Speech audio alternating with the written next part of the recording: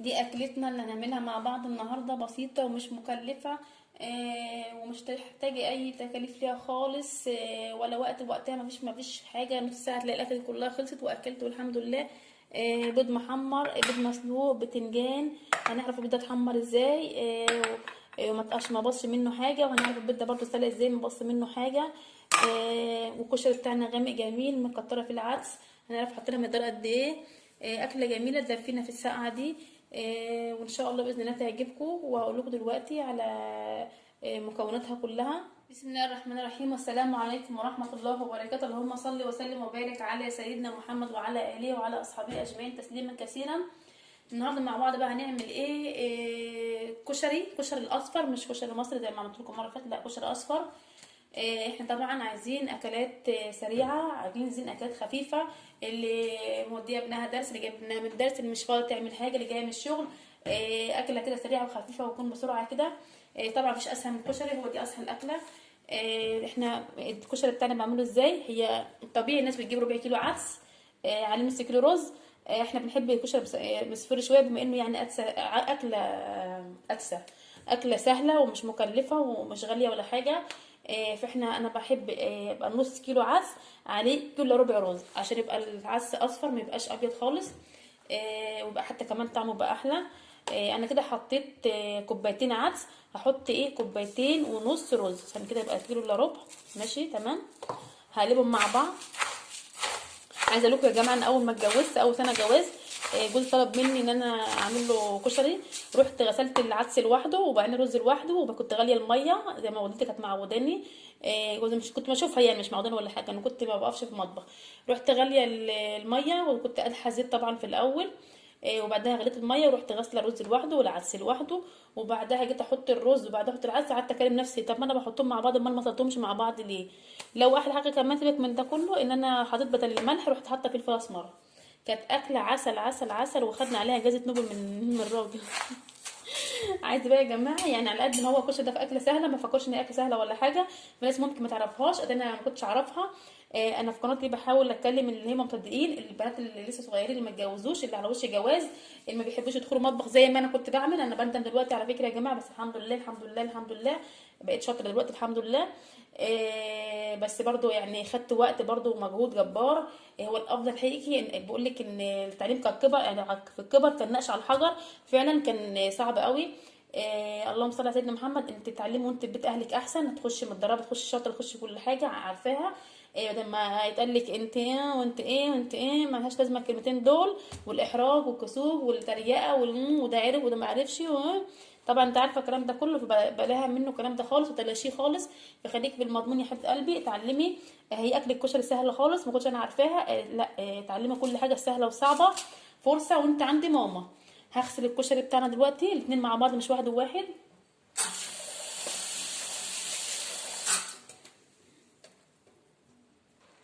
دلوقتي انا غسلت العدس والرز مع بعضهم. صفيتهم جامد، حطيتهم جوه الحله. زي ما قلت لكم قبل كده يا جماعه. طبعا انا لما اتجوزت وعملت الطريقه دي، كنت ادحى الزيت وبعدها احط الميه زي ما كنت بشوف والدتي بتعمل. لكن زي ما قلت لكم قبل كده في فيديو قبل كده، الطريقه دي مش صحيه حتى لعمل الرز. لا، ما تقدحيش الزيت، وبعدين الناس تقدح زيت جامد قوي، وبعدين تحط طش الميه بقى وتطلع بخار، يعني خلاص بتولع في الرز. لا، ما ينفعش الكلام ده، طريقه مش صحيه خالص. الاحسن والافضل انك انت تغسلي الحاجه وتحطيها في الحله اللي انت هتعملي فيها، وتغلي الميه بالمقدار اللي انت عارفاه واللي محتاجاه، تحطيها عليه زي ما انا هعمل معاك دلوقتي. بسم الله الرحمن الرحيم، ولا حول ولا قوه الا بالله، ما شاء الله، ولا حول ولا قوه الا بالله. على فكره الكشري ما بياخدش ميه كتير، عشان العدس بيطرى بسرعه، يعني اقل من الطبيعي. يعني انت لو بتعملي الرز، شوفي مقدار الميه بتاع الرز قد ايه، الكشري اقل، عشان بيبقى مع الرز عدس طبعا. هنحط هنبص الاول كده، نبص كده كفايه قوي، اقل من المقدار الطبيعي، عشان العدس ما يتعجنش، العدس مع الرز بيطرى. بصوا، احط بقى معلقه ملح. بسم الله الرحمن الرحيم، معلقه كبيره كده تمام، مش فلفل اسمر زي ما بقول لكم. واحط بقى، ثواني بقى كده اروح اجيب السمنه البلدي. على فكره انا كنت عايزه اعمل لكم الكشري الطريقه، يعني انا بقيت اعمل بطرق تانية غير الطريقه العاديه دي، بس انا عايزه اديكم الطريقه اللي انا طلعت بيها اول السلم، واول حاجه عرفتها وتعلمتها هي دي كانت الطريقه. انت برضو لما تبداوا ابداوا بدي، وبعدها ان شاء الله كده لما نحترف كده في الطرق التانية نبقى نعملها مع بعض. هي الطرق التانية صراحة يعني ايه فيها شوية تكات كده زيادة وحاجات كده هنزودها، بس خليها في المرة الجاية ان شاء الله، مرة من المرات الجاية ان شاء الله بإذن الله، لما انتوا ان شاء الله كده تعملوا اشتراك في القناة وتتابعوا معانا هتشوفوها في فيديو من الفيديوهات اللي جايين. احط بص احلى حاجة يا جماعة ان الكشري يبقى معاه ايه معلقة سمنة، لو عندك لو مش عندك مفيش مشكلة، مش هتحط معايا سمنة اهي. بسم الله الرحمن الرحيم. احط هنا سمنة واحط معاها شوية زيت صغيرين، اللي حابة تزود معاها زيت تحب ممكن سمنة بس براحتها، بس اهم حاجه ما تكتريش ميه عشان الكشري بتاعك ما يطراش، خلي الميه قليله خالص لما نوز احسن. بص مش هكتر برضو زيت عشان السمنه. اللي عايز يحط زيت بس ما يحط سمنه خالص ماشي، بس ما فيش مشكله، بس يا ريت يحط زيت اللي هي مش الغامقه عشان تبقى زفره في الرز.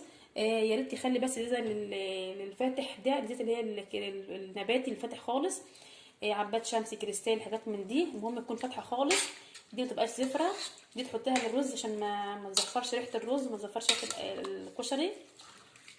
هنقلب، احنا حطينا الملح والسمنه وحبه زيت. بص الرز باين ازاي مفيش ميه كتير خالص ازاي. هتغلي غلوه واحده بقى، غلوه التانيه اقوم موطيه تمام. طبعا دي اسهل اكل الكشري واسهل حاجه تعمليها، في 5 دقايق هتعملي التكليف. هنعمل معاها ايه؟ هعمل معاها بتنجان مقلي، هعمل معاها بيض مسلوق، هعمل معاها شويه سلطه وهنشوف مع بعض دلوقتي واحده واحده. هنقشر البتنجان بتاعنا بقى يا جماعه، ده بتنجان رومي انا عملت لكم عملته قبل كده يا جماعه في فيديو من الفيديوهات برضو. هقشره كده.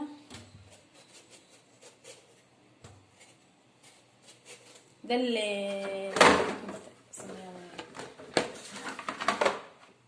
ده الفلفل الاحمر اللي انا هعمله برضو، اللي هو الشطه البتنجان، الهريسه الحمراء هعمله واحطه على البتنجان. بس الاول هنعمل البتنجان الاول وننقعه في ميه بملح تمام كده، تقشري كده.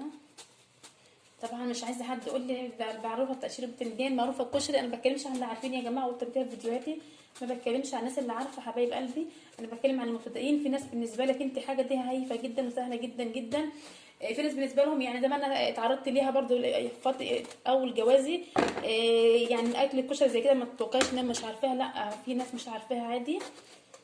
يعني انا بتكلم عن الناس اللي هي يعني في الطبخ لسه كيجيهات. هقوم عامله كده فتحات كده مسام كده تمام كده كلها بقى كده، وحبه ملح كده وشويه ميه، اسيبهم على جنب كده ربع ساعه على ما ايه اعمل الفلفل بتاعي في الخلاط في الكبه بتاعتي يكون ايه، عشان برضو ده الطريقه دي بعملها ليه عشان ما تشربش زيت، عشان ما تاخدش مني زيت، عشان لما اجي احط مثلا لو ما عملتش الطريقه دي وخدت منها كده على طول وحطيت على في الزيت هتلاقي دوبك انا حطيت 2 دول لقيت الزيت خلص خالص وارجع احط تاني، فلا عشان ما اشربش زيت هنقعها في الميه والملح ربع ساعه، وبعدها بقى ايه اصفيها خالص واحطها بقى في الزيت بتاعنا. دي هنعملها برضه اهي، اقطعها كده، اقطع الفلفل بتاعنا عشان اضربها في الكبه. بسم الله الرحمن. واحنا طبعا قلنا الدقه دي بنعملها ازاي عشان ايه تبقى طعمها جميل. هقول لكم تاني النهارده برضو اللي ما شافش الفيديو قبل كده يخش عليه يا جماعه، اللي هي ايه بتنجان المخلل. بس انا بحب لما تكون كبيره او الزرعه دي جوه بشيلها، هي كده الفلفلايه جايه كبيره شويه اقوم شايلها.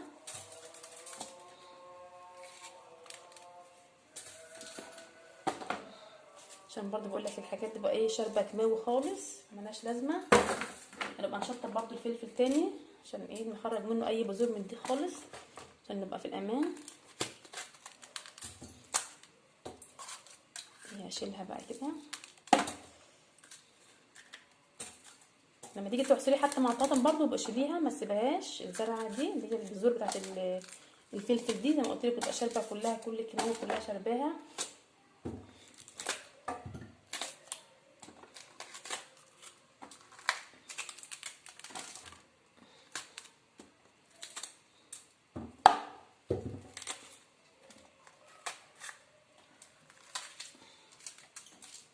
بس هعمل ايه كده.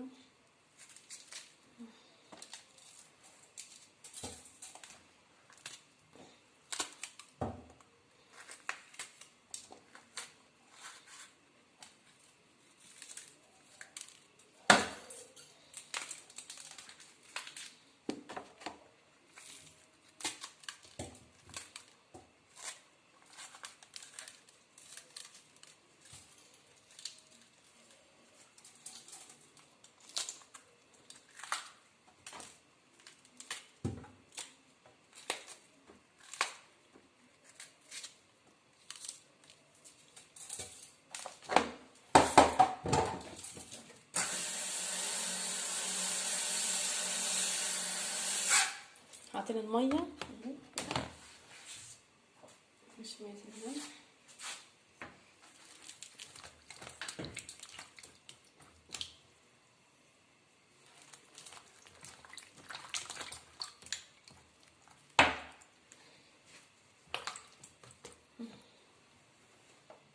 هناخد بقى ايه الفلفل بتاعنا اللي هنهرسه.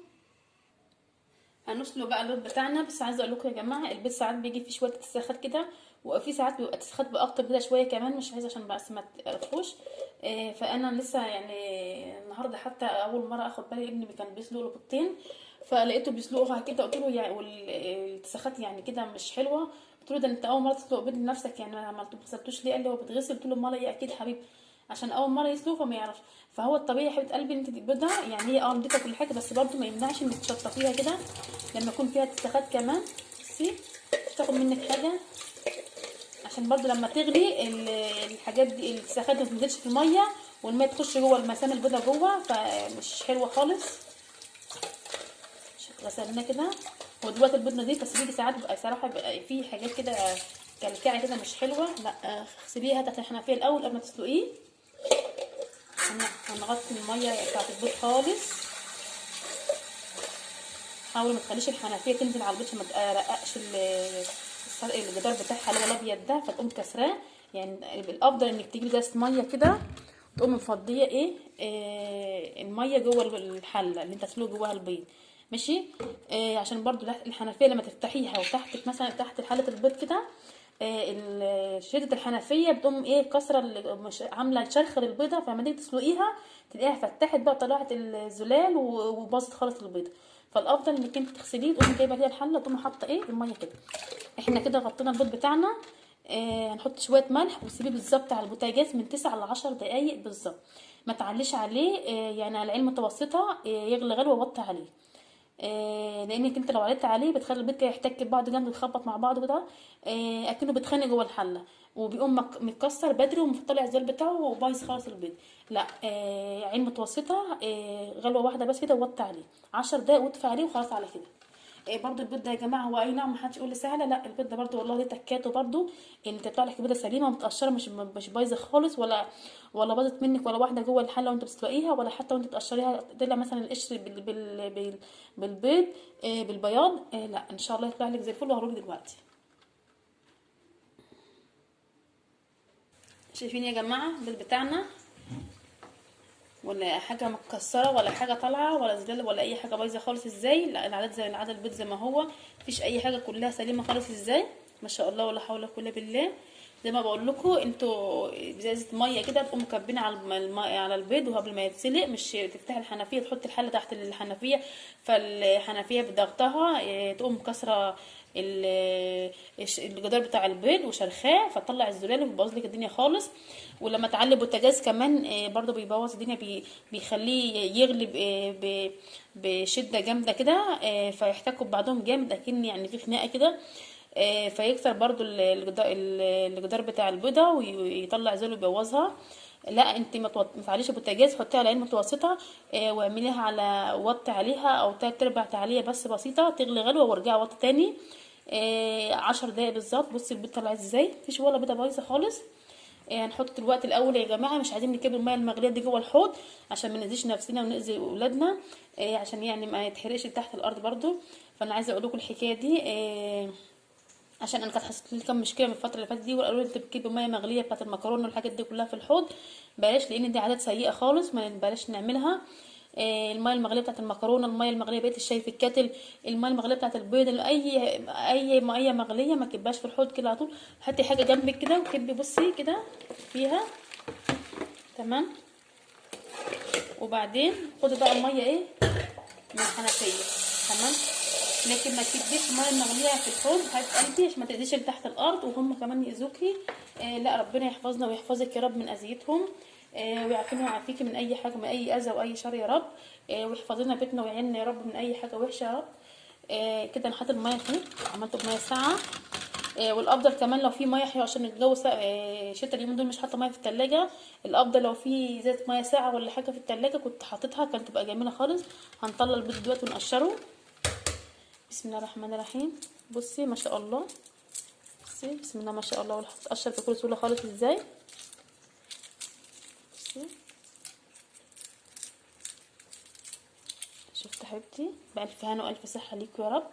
احنا عملنا البتنجان بتاعنا برضو هنحدقه دلوقتي واوريلكوا. هنقشر البيض كله برضو مع بعضينا كده.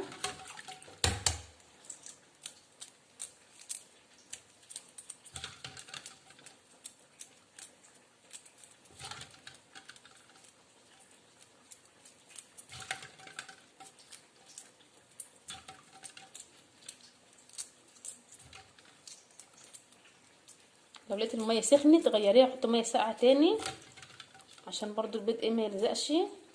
ان اهم حاجه الميه تبقى ساقعه، اول ما يطلع البيض تبقى الميه ساقعه. زي ما بقول لك الميه دلوقتي حسيت انها سخنت عشان البيض ما يلزقش في الدهن. اقوم انا ايه مغيره الميه اهي، احطها برضو ايه عشان هي سخنت، احطها في الطبق اللي انا عملت فيه الاول الميه سخنه، وارجعها كده تاني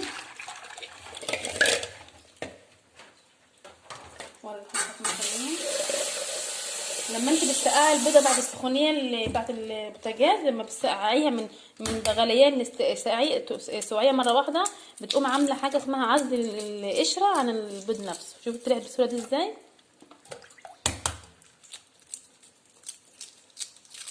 ما هو برضه سلق البيض يعني الكل يقول لك ايه ده سلق البيض سهل. لا مش سهل ولا حاجه يا جماعه والله. انا جه على فتره البيض كله كان بيبوظ لحد ما عرفت الواحد برضه بيتعلمش بالساهل.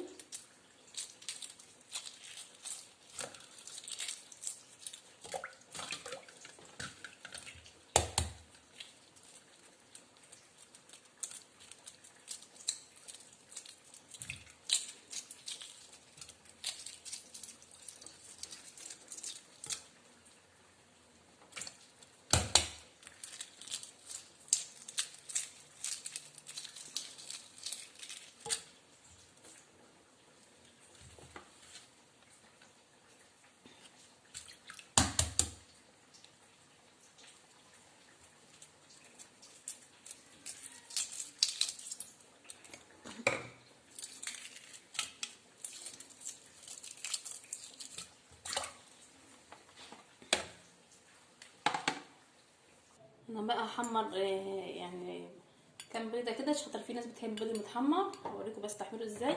خد بالك عشان تحمري البيض حبيبه قلبي ويطلع بقشره كده جامده كده، ما تبقاش مهريه.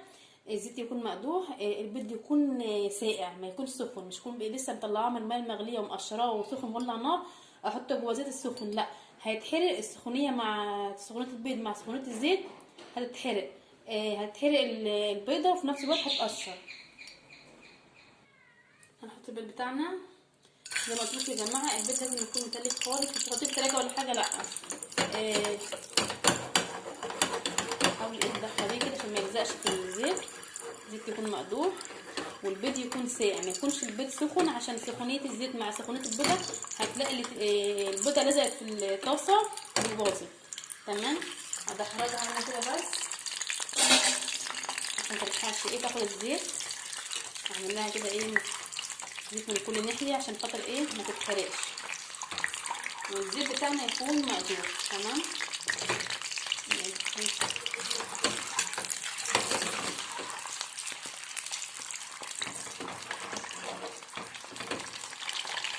نعلي بقى بس مش نار عاليه قوي، دي اصغر من عندي بس نعليه. نسيبها بقى عشان تدي الطبقه بتاعتها. البتنجان بتاعنا خلاص حمرناه. عايزه اقول لكم يا جماعه وانت تطلعي البتنجان من الطاسه بتطلعيه بالشوكه كده وتصفيه، ما تسيبوش، ما تطلعوش بالمعلقه عشان هيبقى مليان زيت. بتطلعيه بالشوكه كده وتصفيه كده وهو فوق الطاسه لسه. هقول لكم بقى اللي احنا قلنا قبل كده يا جماعه، الخلطه بتاعت البتنجان بس عشان نعملها النهارده عشان مش هنقولها تاني. هنحط احنا عملنا فرمنا الاول الفلفل. هنعمل بقى نعصر ليمونتين. الخلطه دي بتحب ليمون كتير قوي يا جماعه. بتخلي طعم الخلطه جميله جدا جدا. يعني انت لو هتاكليها كده يعني الواحد كان صراحه بيجي على نفسه بياكلها حاف. الليمون عشان كبيره مش عارفه تقشر. ماشي خليها كده بس الصفه. كان واحد بياكلها والله كده يفضل طول النهار وليل عمال بياكل فيها كده لحد ما صراحه تعب. لا ما كتروش منها عشان دي عاملاها عاليه خالص يا جماعه. خليها على قد بس يعني حاجه بسيطه كده مع الاكل. انا بعمل على قد البتنجان. هعمل هنا الليمونه الثانيه.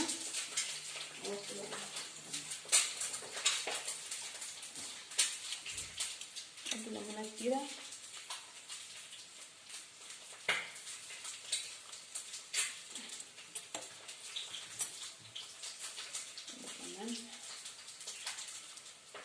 كده هحط بقى التوابل بتاعتنا اهي.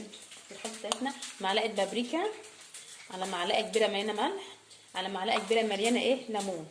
ماشي نحط الحاجات دي كلها نقرب كده على ونحط خل. نحط خل بقى معلقتين كبار مليانين. بسم الله الرحمن الرحيم. بسم الله ما شاء الله. تمام كده ونقلب. صدقوني الطعم، بصوا الطعم بتاعها يا جماعه جميل جدا جدا. لو هي مش هتعلي نسبه الاملاح في جسمنا وتتعبنا وتعمل التهابات في عظمنا والكلام ده كله، صراحه الواحد ياكلها حاف. لكن هي ليها مشاكلها زي ما هي حلوه كل حاجه، بس ليها مشاكلها. ما ينفعش تاكليها كده غير يا دوبك كميات صغيره منها بس كده من نفسك يعني من الاخر. عشان دي برضه لو ابنك عنده حساسيه في جلده ولا حاجه تعمل له، خليه يقعد يعمل حكه كده، يقعد يهرش كده. هو كمان فلفل حامي كمان. هاخد بقى كده واحط جوه البتنجان بتاعي. بسم الله الرحمن الرحيم. البتنجانه هي سخنه زي تشرب المرتة. احط كده الفلفل انا مفرماه قوي يا جماعه على فكره، عشان فلفلايه كبيره فاضطريت ان احط شويه ميه في الكبه عشان مش هتضرب ففرم جامد. والبابريكا كمان غميته بس الطعم يعني طعم حلو. ماشي. الفلفل اللي انا عاملاه بقى في الفيديو اللي قبل كده فلفل يعني سليم وحلو كده، وكمان يعني كان قطع كبير ما كانش لسه الكبه هنجت شويه. اللي عايز يدخل يبص على طريقه عمل البتنجان في فيديو من الفيديوهات اللي عاملاها في القناه يدخل. بس دي عشان الفلفلايه ناعمه خالص في التوابل مغطياها. تمام كده. بصوا عامل ازاي. دوقوا بقى الطعم سيبكم من الشكل يا جماعه. دوقوا الطعم، طعم جميل جدا. ما كتروش منها، هتبقى بتنجانيه بس هنغطيها كفايه قوي قوي. هوريكم بقى الوجبه بتاعتنا كلها المكتمله بقى شكلها بقى عامل ازاي دلوقتي. بصوا يا جماعه، بصوا ما شاء الله البيضه عامله ازاي، متحمره من كل جهه ازاي. ما فيش زيت طالع صافي خالص، ما فيهوش اي حاجه خالص ازاي. اعمل لكم اضاءه شويه اهي. بصوا ما فيش اي حاجه بتاكل بزيت ولا بصل ولا اي حاجه. بصوا ما شاء الله ولا حول ولا قوه عامل ازاي جميل ازاي. والزيت بصوا ما فيش اي نضيف خالص ازاي. ادي الوجبه بتاعتنا يا جماعه. البيض المتحمر الجميل اللون الذهبي عامل ازاي بكل اتجاهاته. مفيش بصوا جميل ازاي، مفيش حاجه باظت فيه والحمد لله. بس اعملوا الطريقه اللي قلت لكم عليها. البيض تبقى ساقعه وتحطيها جوه زيت سخن ما تعليش قوي.